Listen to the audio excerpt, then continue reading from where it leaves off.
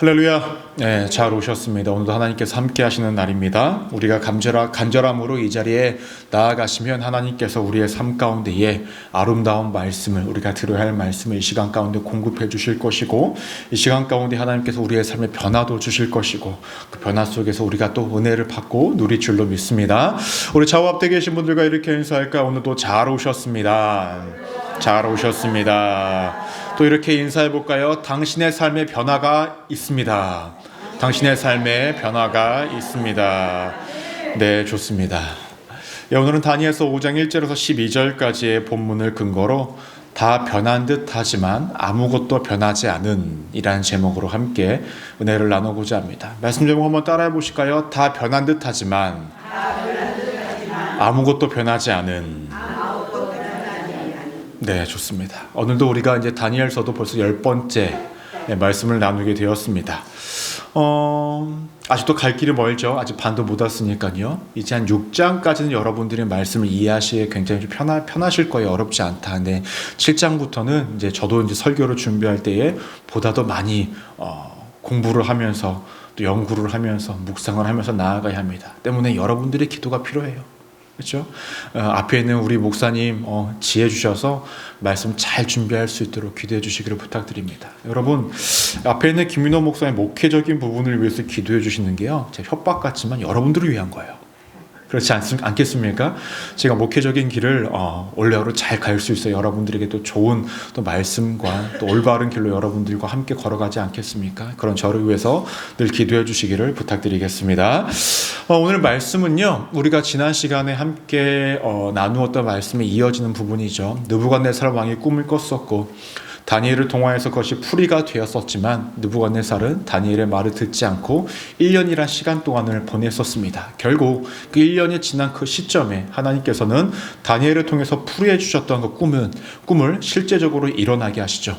느부갓네살 왕이 약 7년이란 시간 동안 들짐승처럼 살아가게 되었죠. 총명도 잃었고 약간 정신이 빠진 사람처럼 그렇게 살아가서 궁 안에서 살았던 것도 아니고 밖에서 살아가는 그런 세월을 보냈었습니다.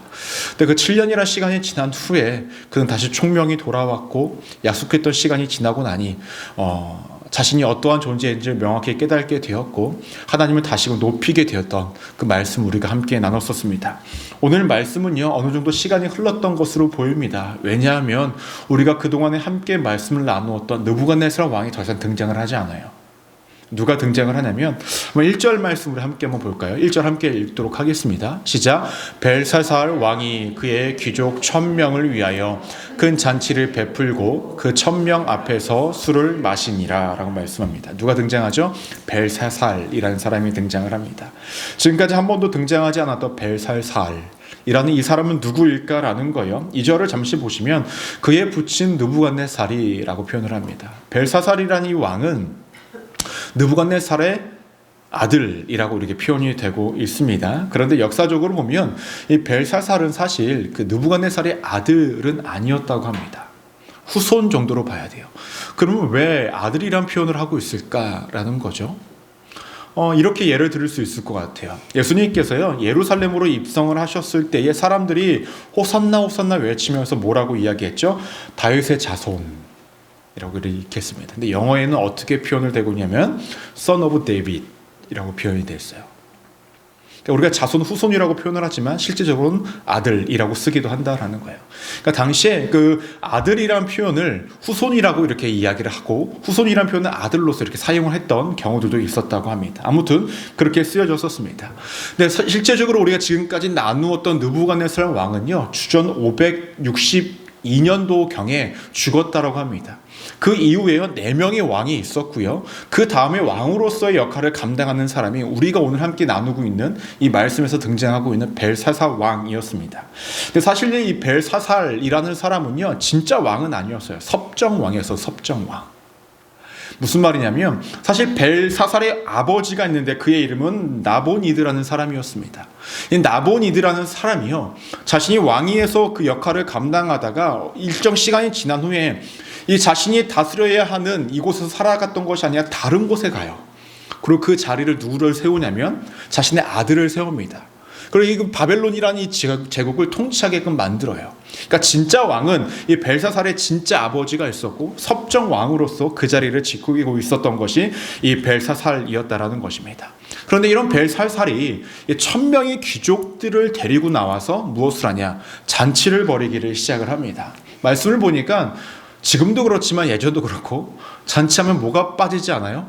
술이 빠지지 않아요. 술을 함께 마셨던 것 같아요. 그런데 규모가 엄청나지 않습니까? 1000명을 모았대요. 1000명을. 실질적으로 1000명이었는지는 모르겠지만 아마도 그것을 가득 채울 수 있는 최대한의 인원을 다 불렀던 것 같아요. 1000명을 불렀습니다. 근데 여러분, 당시의 상황이요, 이렇게 잔치를 벌일 상황은 사실 아니라는 거예요. 다니엘서 5장 30절에서 31절 말씀 우리 함께 한번 읽어볼까요? 시작. 그날 밤에 갈대아 왕 벨사살이 죽음을 당하였고 메대 사람 다리오가 나라를 얻었는데 그때의 다리오는 62세였더라 라고 말씀합니다. 우리가 이제 다음 주까지 해서 5장을 나눌 텐데 당시의 상황은요, 이 바벨론이라는 나라가 전쟁 중에 있었던 거예요. 누구와 전쟁을 하고 있었냐면 메대와 바사의 연합국가와 전쟁을 이루고 있었습니다. 즉 다음 주로 보면 다니엘서에서 바벨론의 마지막 왕이 누구였냐? 우리 말씀에 등장하고 있는 이 벨사살이라는 사람이에요. 그 사람이 죽게 되어져요. 그러니까 죽기 바로 직전에 무엇을 하고 있었냐? 전쟁 중에 잔치를 벌이고 있었다라는 것입니다. 이렇게 본다면 당시에 이 바벨론이란 나라는요, 나라의 어떤 강함이 전성기, 정점을 찍었던 것이 아니라 그 내리막을 찍고 있던 시기였어요. 그때 신흥 제국이 누구였냐면은 바사와 메데라는 이 두 나라의 두 연합의 그 세력이 점차적으로 이 바벨론을 이겨가고 있었고 그들이 통치했던 곳들을 하나씩 흔한 말로 접수를 하고 있던 상황이었어요. 근데 유일하게 하나 남은 곳이 무엇이냐면 이 벨사살 왕이 현재 거주하고 있는 그 성만 남겨져 있던 상황이었습니다. 그런 상황 가운데서 잔치를 벌이고 있었다라는 거예요. 그런데 이러한 시국에 왜 벨사살은 왜 잔치를 벌였냐라는 거예요. 여러분, 전쟁 중에 잔치 벌이는 것이 제정신입니까? 아니죠. 근데 왜 그랬을까요? 사실 이유는 간단합니다. 자신들의 성은 함락되지 않을 거라는 강한 집념이 있었기 때문에 그래요. 제가 지난주에 말씀을 나눴지만 느부갓네살 왕이요, 그 성을 엄청 잘 지었다라고 말씀을 드렸죠. 아름답게도 지었고 견고하고 아주 강하게 지어놨어요. 난공불락처럼 딱 지어놨다라는 거예요. 그 안에는요, 물도 풍성했고요, 먹을 것들도 풍성했어요. 그러니까 전쟁이 지속될수록 자신들에게 유리할 거라고 생각을 했던 거예요. 그리고 성의 두께도 엄청 두껍게 지고 성 높이도 엄청 높게 지었기 때문에 아무도 들어오지 못할 거라고 여긴 것입니다. 더군다나 지금까지 바벨론이라는 나라는 전쟁에 이긴 것이 익숙합니까? 지는 것이 익숙합니까? 이기는 것이 익숙해요. 그러니 자신들은 이 성만큼은 무너지지 않을 거라는 나름의 확신이 있었을 것입니다. 또 다른 이유가 무엇이냐면 당시에 지금 이 잔치를 벌였던 시기가 누구를 부르고 있었어요? 귀족들을 부르고 있었어요. 근데 귀족들은 알겠죠. 지금 나라가 위험한 상황이라는 거. 귀족들이 불안해하고 있는 상황이라고 한다면 어떻게 하죠? 그들의 마음을 바꿔야 돼요. 그렇죠? 그러기 위해서 어떻게 해요? 잔치를 벌이고 있는 거예요. 다 있게끔. 아니다, 우리나라 지금 괜찮다라고 여기기 위해서 그렇게 잔치를 벌이고 있었다라는 것입니다. 근데 항상 그렇지만 늘 무엇이 문제예요? 술이 문제예요. 술이에요. 2절 말씀을 보시면 이렇게 언급합니다. 벨사살이 술을 마실 때에 명하여 그의 부친 느부갓네살이 예루살렘 성전에서 탈취하여 온 금, 은 그릇을 가져오라고 명하였으니 이는 왕과 귀족들과 황후들과 후군들이 다 그것으로 마시려 함이었더라 라고 말씀합니다. 여러분 기억하시는지 모르겠어요. 다니엘서 1장 2절 말씀 우리 함께 한번 읽어볼까요? 다니엘서 1장 2절 말씀 시작. 주께서 유다왕 여호야김과 하나님의 전 그릇 얼마를 그의 손에 넘기심에 라고 말씀합니다. 다니엘과 사람들이 포로로 끌려왔을 때 뭘 갖고 왔어요? 하나님의 전 그릇을 얼마를 가지고 왔었다. 이것이 금과 은으로 된 거였던 것 같아요. 그래서 누가 가지고 오게 한 거예요? 느부갓네살 왕이 가지고 오게 한 것입니다. 그때도 우리가 함께 말씀을 나눴었는데 제가 이것을 어떻게 설명을 드렸었냐면 당시에는 전쟁이 어떠한 전쟁이라 했죠? 단순히 나라와 나라와의 전쟁이 아니라 신들의 전쟁이었어요. 그래서 이긴 나라는요, 그 진 나라에 뭘 갖고 왔냐면 그 나라의 사람들이 믿고 있는 신의 형상을 가지고 오는 것이 그들의 문화였어요. 근데 여러분, 하나님이 형상을 만들라고 했습니까? 만들지 말라고 했습니까? 만들지 말라고 했어요. 그러면 그 남유다를 쳐서 이겼는데 하나님의 형상이 있어요? 없어요. 대신해서 뭘 갖고 왔냐? 이 그릇들을 갖고 온 거예요. 성전 안에 있었던 것을. 이것을 왜 갖고 왔냐? 당신의 신의 형상 같은 걸 왜 갖고 왔냐? 그런 것들을 갖고 오면, 전리품으로 갖고 오면 자신들의 신전에 두면 자신들의 신이 이 진 나라의 신의 힘을 가져간다라고 생각을 했다는 거예요. 굴복한다라고 생각을 했던 거예요. 그러니까 자신들의 마음대로 할 수 있는 존재로 생각을 했다라는 것입니다. 때문에 느부갓네살 왕은 하나님의 형상은 없지만 하나님의 성전에 있었던 그릇들을 가지고 와서 자신의 신전에 뒀던 것입니다. 그런데 이것을 가지고 무엇을 하냐? 이 벨사살은 이제 술상을 받겠다라는 겁니다. 그런데 이 같은 행동은 느부갓네살 왕도 하지 않았던 행동이었습니다. 왜냐하면 당시에 이방신, 다른 나라의 신의 어떠한 물품을 가지고 어떻게 마음대로 행동한다라는 것은 불경건한 행동이었고 그 신을 무시하는 행동이었습니다. 즉 인간으로서 하지 말아야 할 행동이었는데 그것을 누가 하고 있었냐면 이 벨사살이라는 사람이 하고 있었습니다. 그러면 왜 벨사살 왕은 이러한 행동을 했냐? 이유는 간단해요. 지금까지 하나님이라는 존재가 이 바벨론이라는 제국에서 어떻게 소문이 나고 있었을까요? 꿈을 해석하는 데 도와줬던 신, 불못불에 빠졌던 자들을 살렸던 신. 그러면 이 바벨론 사람들에게는 나름의 힘이 있고 권능이 있는 신으로 여겨졌다라는 거예요. 근데 그 신을 대표할 수 있는, 형상화할 수 있는 그 그릇들을 가져가 자신들의 술상을 맞이하면 어떻게 되죠? 자신들의 신이 더 강하다라는 것을 증명하는 거죠. 우리가 지금 전쟁 가운데 있지만 우리 신이 이 신보다 더 강하니 이 전쟁에서 우리가 이길 수 있을 거라는 신념을 사람들에게 심어주기 위해서 이 같은 행동을 했다는 것입니다. 중요한 건 느부갓네살 왕이 이러한 행동을 하지 않았지만 자신은 이러한 행동을 할 수 있음을 보여주면서 느부갓네살 왕보다 자신이 더 권능과 힘과 담대함과 능력이 있다는 것을 증명하기 위해서 벨사살은 이러한 행동을 했다는 것입니다. 여튼 중요한 것은 벨사살이 이 그릇을 갖고 오라고 한 다음에 어떻게 합니까? 이제 잔치를 벌여요. 후궁들과 당시의 귀족들과 함께 여호와의 전에 있었던 그 거룩하고 존귀한 것들을 가지고 이제 술상으로 여기고 있었다라는 거예요. 이것만 해도 하나님 보시기에 기쁘지 않죠. 근데 어떠한 행동을 또 하냐면, 어떠한 만행을 또 하냐면 4절 말씀으로 함께 한번 읽어볼 거예요. 4절 시작. 그들이 술을 마시고는 그 금, 은, 구리, 쇠, 나무, 돌로 만든 신들을 찬양하니라. 자신들이 믿고 있었던 우상들, 금과 은과 새와 나무와 돌로 만들었던 그 모든 우상들을 막 찬양하고 있었다라는 거예요. 우상 숭배가 이루어지고 있었다라는 것입니다. 여러분, 여기 우상이 하나 있다고 한들 그것이 힘이 있을까요? 사람의 손에 의해서만 움직일 수 있는 거잖아요. 우상이는 힘이 있으면 혼자 움직여야죠. 못해요. 사람의 손에서 만들어진 것이잖아요. 근데 사람들은 그것에 환호하고 그것을 믿으며 따랐었다라는 거죠. 하나님 앞에서 그러한 행동을 했었다라는 것입니다. 어떻습니까? 우리가 봤던, 지금까지 우리가 말씀 나눴던 느부갓네살보다 더합니다. 더해. 그렇죠? 그 교만함이요, 하늘을 찌르다 못해 선을 넘고도 넘었던 것이 이 벨사살이라는 사람의 모습이었다라는 거예요. 근데 이러한 상황 속에서 제가 말씀을 묵상하면서 남유다 사람들의 마음은 어떠했을까라는 생각이 들었습니다. 남유다 사람들의 마음은 어땠을까? 포로를 끌려왔어요. 약 605년도에, 주전 605년도에. 그리고 시간이 많이 흘렀습니다. 지금 이 시점은 주전 539년도 정도 되었습니다. 약 66년이 흐른 시점이에요. 남유다 사람들이 기도하고 바랬던 것은 무엇이었을까요? 변화였겠죠. 변화. 적어도 자신들이 포로로 끌려왔지만 자신들은 다시금 자신들의 집으로, 자신들의 고향으로, 원래 거주했던 곳으로 돌아가기를 원했고 그곳으로 갈 수 있을 거라고 여겼던 것이 누구들의 마음이었을까요? 남유다 사람들의 마음이었을 거예요. 그런데 그들의 삶에 변한 것이 있었습니까? 아무것도 변한 것이 없어요. 물론 조금의 변화는 있었습니다. 느부갓네살 왕이 통치를 했었을 때에 느부갓네살 왕이 꿈을 꿨는데 꿈을 알지 못하고 꿈을 해석하지 못하는 상황 속에서 다니엘을 쓰심으로 통하여, 같은 민족의 다니엘을 쓰심으로 통하여서 꿈을 해석하게 하셨고, 그때 느부갓네살 왕이 하나님의 존재를 인정하고 찬양했죠.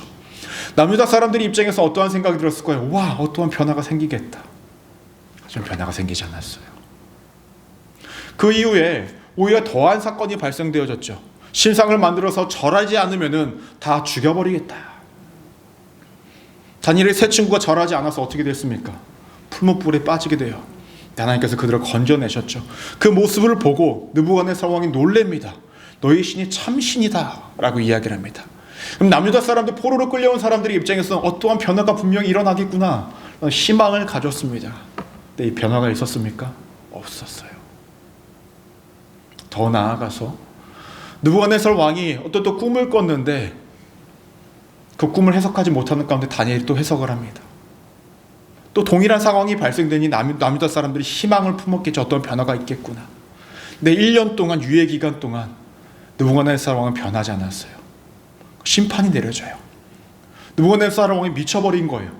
그러니 남유다 사람들은 어떤 변화가 일어날 거라는 희망을 품게 되었죠. 그러나 그가 다시금 돌아와서 하나님을 높이고 찬양하지만 딱 거기까지였다는 거예요. 그 이후에 4명의 왕이 바뀌어지기를 시작합니다.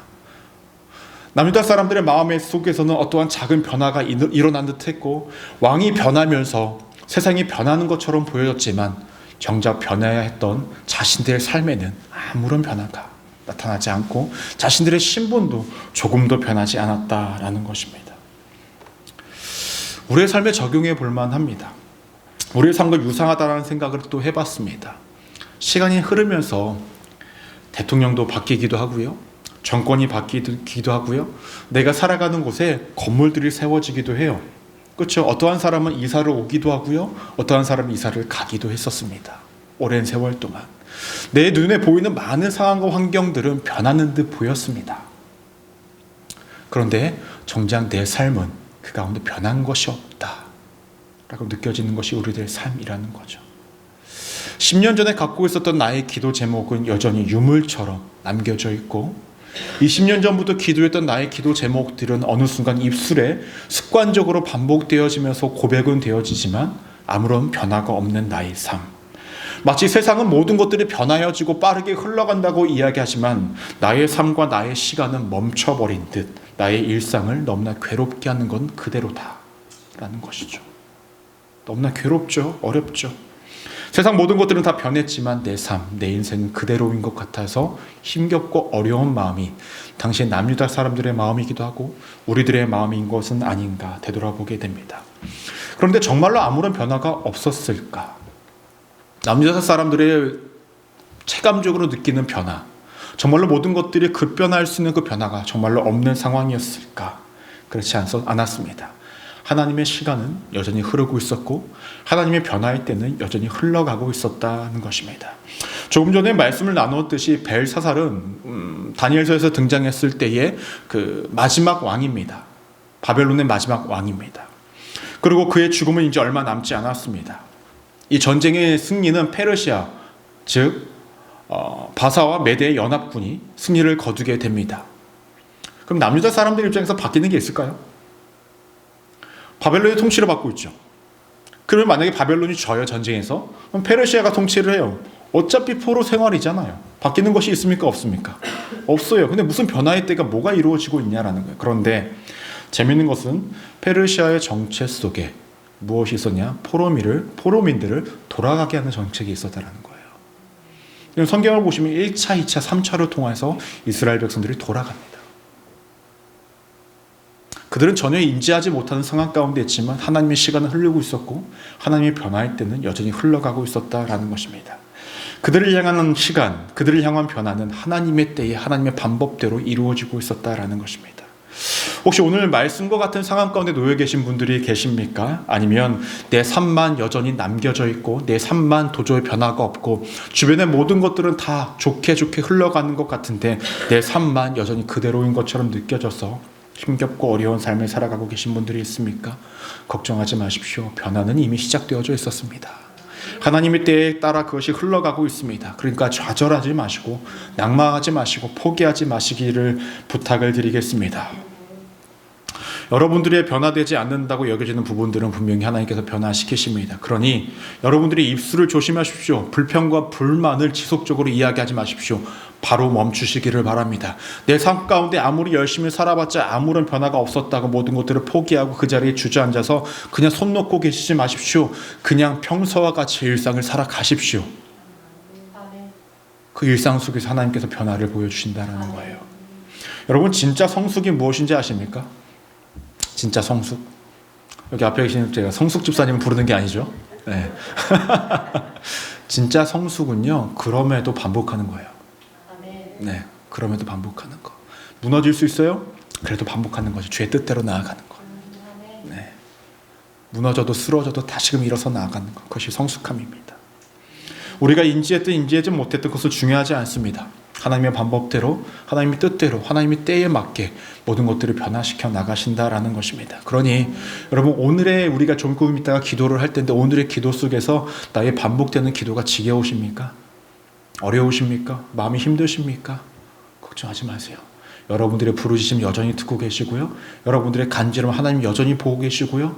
그래서 알고 계신 하나님께서 여러분들의 삶의 어려움을, 그 부분들을 반드시 변화시키실 것이니 그 믿음으로 살아가시는 우리 믿음의 성도님들 되시기를 주님의 이름으로 간절히 축원합니다. 그런데 여러분, 말씀을 보시면요, 여전히 변하지 않는 한 가지가 또 있었던 것 같아요. 그것은 무엇이냐면, 말씀을 자세히 보시면 벨사살 왕은요, 예루살렘 성전에서 갖고 왔던 금과 은의 그릇을 가지고 옵니다. 그것을 사용을 합니다. 마치 그것을 사용하면 자신이 하나님을 부릴 수 있는 것처럼, 이스라엘 백성들이, 남유다 사람들이 믿었던 그 하나님을 자신들이 사용할 수 있는 것처럼 여기면서 살아가고 있었다라는 거예요. 제가 무엇을 말씀을 드리고 싶은 거냐, 자신의 어떠한 두려움을 회피하기 위해서, 자신의 권위와 높이를 드러내기 위해서, 자신이 강한 자임을 나타내기 위해서, 이 전쟁에서 이길 수 있다라는 그 허세를 부리기 위해서, 자신의 만족과 유익을 위해서 무엇을 사용합니까? 하나님을 대신할 수 있을 거라고 여겼던 그것들, 물건들을 사용하고 있었다라는 거예요. 그래서 조금 더 깊게 이야기하면 하나님을 사용할 수 있다라고 여기고 있었다라는 것입니다. 이 모습은 당시의 벨사살만의 모습인가? 그렇지 않죠. 시대가 많이 변했죠. 신앙의 모습들도 많이 변했습니다. 신학도 많이 변했습니다. 그런데 은연중에 사람들의 마음 가운데 여전히 있는 것은 무엇이냐? 우리는 하나님을 사용할 수 있다라고 생각을 합니다. 그리고 마음대로 사용할 수 있다고 여기면서 살아간다라는 거예요. 여러분, 자판기에서의 음료수 하나 뽑으려도요, 뭘 넣어야 돼요? 요즘 돈 안 넣죠? 카드 되죠? 카드 딱 돼야 돼요. 그렇죠? 속으셨죠? 제가 돈 넣어야 된다고 말씀한 줄 알았죠? 네. 카드 돼야 돼요. 물론 돈을 넣기도 하죠. 음료수 하나 뽑아 먹을래도요, 거기에 맞는 대가를 지불을 해야 됩니다. 근데 우리는요, 하나님을요, 내 마음대로 내 구매에 맞게 사용할 수 있다고 여깁니다. 그것이 문제라는 거죠. 하나님의 입장에서는 더 어처구니가 없는 것이 무엇인지 아십니까? 하나님을 사용하는 것에도 하나님의 뜻은 하나도 없다라는 거예요. 사람들이 하나님의 권능과 능력을 자신의 유익과 만족을 위해서, 자신의 풍요를 위해서만 사용하려고 합니다. 하나님이 우리를 사랑한다라는 명목하에 자신들의 풍요를 매일 부르짖습니다. 그렇게 해야만 한다고 우리는 간절히 사모합니다. 은혜라는 명목하에서 우리는 무엇인가를 계속 공급받아야 하는 자라고 여기면서 하나님을 사용하려고 합니다. 마치 벨사살이라는 이 존재가 하나님을 통하여서 자신의 허세를 유지하기 위해서, 자신의 권위를 유지하기 위해서, 자신의 만족을 위해서, 모든 것들을 유익을 위해서 사용하듯이 우리도 그러한 것은 아닌가, 되돌아볼 필요성이 있다는 것입니다. 여러분, 사실 우리라는 존재는 어떠한 목적을 가지고 이 세상 속에서 살아가는 존재일까요? 우리는 하나님을 찬양하고 높여야 하는 존재입니다. 믿으십니까? 맞습니까?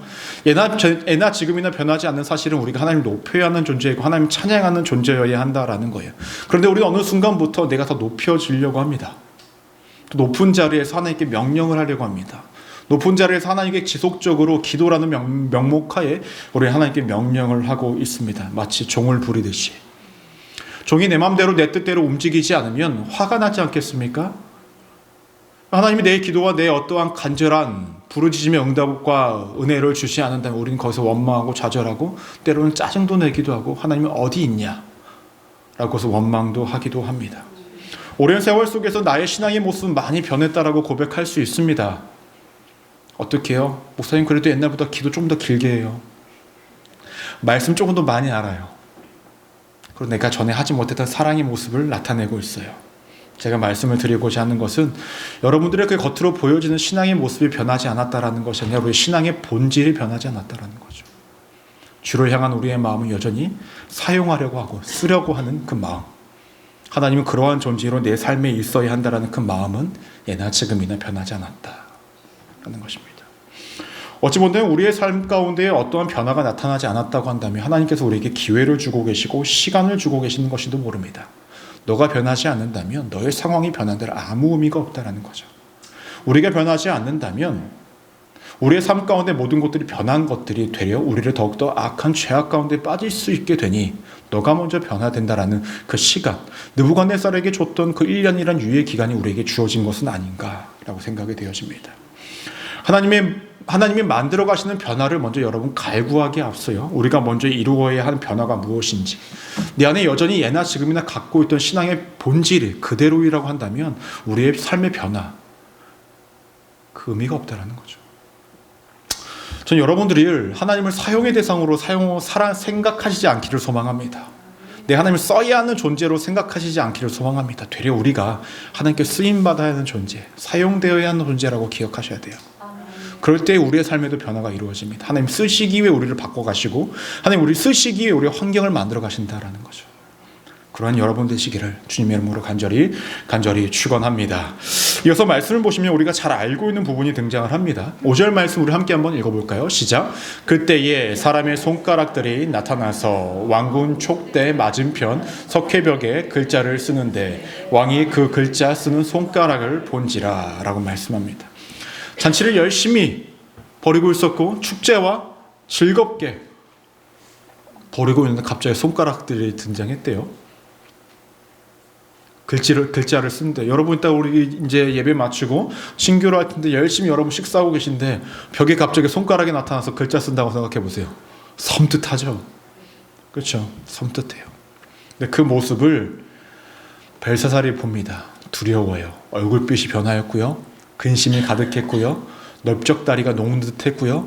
다리가 부딪히면서 하도 떨었더니 아플 정도로 그러한 상황이 되었다라는 것입니다. 문제는 쓰여진 글씨를 해석해야 되는데 그 누구도 해석을 못하고 있다는 거예요. 이전처럼 그 바벨론이라는 나라의 모든 지혜자들을 다 불러다가 해석해봐라 라고 이야기했지만 아무도 해석을 하지 못합니다. 마치 예전의 모습이 반복되는 듯해요. 이때 왕비가 등장을 합니다. 근심하고 있는 왕을 향해서 뭐라고 이야기하냐면 우리 11절 말씀 우리 함께 한번 읽어볼까요? 11절 시작. 왕의 나라에 거룩한 신들의 영이 있는 사람이 있으니 곧 왕의 부친 때에 있던 자로서 명철과 총명과 지혜가 신들의 지혜와 같은 자니이다. 왕의 부친 느부갓네살 왕이 그를 세워 박수와 술객과 갈대와 술사와 점장이의 어른을 삼으셨으니 라고 이야기합니다. 과거의 사건을 언급해요. 선주께서 느부갓네살 왕께서 누구 한 명은 부른 적이 있었는데 그 사람은 모든 것들을 해석하였고 모든 것들을 알려줬습니다. 그래서 그 선주께서 모든 지혜자들의 가장 머리 위에 세우셨습니다. 그 사람이 다니엘이라고 이야기를 합니다. 여러분 느부갓네살 왕은 이미 죽었습니다. 근데 여전히 살아남은 사람은 누굽니까? 다니엘이에요. 그럼 여러분 이때에 이제 왕비가 불렀던 이때에 벨사살이 부르려고 하는 이때에 다니엘의 나이가 몇 살일까요? 몇 살일까요? 제가 아까 말씀드렸지만 주전 605년에 포로로 끌려왔습니다. 다니엘이요. 그때 소년이었다고 이야기해요. 10대 한 중후반 되었겠죠. 나이가요. 그런데요, 잠깐 말씀을 드렸듯이 605년에 끌려왔던 사람들. 근데 이때 지금 이제 바벨론이라는 나라가 멸망을 하는 그 시점이 이때가 몇 년이면 주전 539년입니다. 66년이 흐른 시점이에요. 15세라고 잡아도 66년 흐르면 몇 살입니까? 80이에요. 80. 그렇죠? 7, 80이 넘어가는 나이예요. 제가 이걸 왜 말씀을 드리냐? 근데 여전히 누굴 찾아요? 다니엘만 찾아요. 여러분 정말로 포로로 끌려왔던 남유다 백성들, 그들이 정말로 하나님께 바로 서기 위해서 애썼다면, 그들의 연약함과 부족함이 무엇이었고 자신들이 왜 포로로 끌려왔는지를 깨달아서 하나님의 뜻대로 살아가기를 간절히 원한 세월을 60년이라는 시간을 보냈다면 다니엘을 찾아야 할까요? 아니면 다른 사람이 또 등장해야 했을까요? 다른 사람이 등장해야겠죠. 다니엘을 대신해서 누군가가 있거나 아니면 다니엘과 함께 누군가가 그러한 역할을 감당할 수 있는 사람이 있었어야 하는 것이 정상입니다. 그렇지 않습니까? 그런데 다니엘을 대신할 수 있는 사람이 아무도 없었다라는 것은 무엇을 의미하죠? 여전히 포로로 끌려왔던 그 사람들은 하나님의 뜻이 무엇인지, 하나님의 뜻대로 살아가는 것이 무엇이고 자신들이 어떠한 연약함 가운데 살아왔는지를 온전히 깨닫지 못한 것을 증명하는 것이 아니었을까? 시간이 모든 것들을 해결해 준다라고 우리는 많은 것들을 이야기합니다. 근데 그렇지 않았다라는 거예요. 제가 주일날도 말씀을 드렸지만 믿음 생활이라는 것은 의지적이라고 말씀드렸죠. 시간이 흐른다고 자연스럽게 우리의 신앙이 보다도 굳건해지고 하나님의 뜻대로 살아갈 수 있는 것이 아니라 의지적으로 한 발짝 한 발짝씩 나아가지 않으면 우리는 제자리 걸음, 아니 오히려 뒤로 퇴보하는 것밖에 되지 않는다라는 것입니다. 당시에 남유다 사람들은요, 모든 것들이 변하기를 원했습니다. 자신들이 살아가는 환경, 자신들의 신분, 모든 것들이 다 변해서 자신들은 포로를 끝내고 돌아가는 것을 정상적인 삶이라고 생각을 했겠죠. 하지만 그들의 상황과 환경이 변한들 아무 의미가 없기에, 그들은 도무지 변할 수가 없었기에, 변하지 않았기에 여전히 하나님께서는 다니엘을 사용하고 계셨다라는 것입니다. 여러분, 환경과 상황이 변하면요, 내가 변할 수 있을까요? 어떻게 생각하십니까? 그렇지 않아요. 부정적인 사람이 여기 있다고 한번 생각을 해보겠습니다. 모든 것들은 다 부정적이야. 근데 그 사람의 삶에 모든 것들이 다 주어진다고 했을 때요, 그 부정적인 사람은요, 그 가운데서도 부정적인 걸 찾아요. 기똥차게 찾아요. 우리가 봤을 때 와, 대단하다, 좋겠다 라고 생각을 하는데 그 가운데 부정적인 걸 찾아요. 그게 사람이라는 거예요. 때문에 하나님께서는 환경과 상황을 먼저 바꾸길보다는 우리를 먼저 바꾸기를 원하신다라는 거예요. 어린아이들에게 100불짜리 지폐 준다를 그들에겐 아이들에게 의미가 있습니까? 아니면 입에 사탕 하나 물려주는 게 최고입니까? 사탕 하나 물려주는 거. 모르잖아요. 가치를 모르잖아요. 좋은 거 바꿔줘보자 아무런 의미가, 가치가 없다라는 거예요.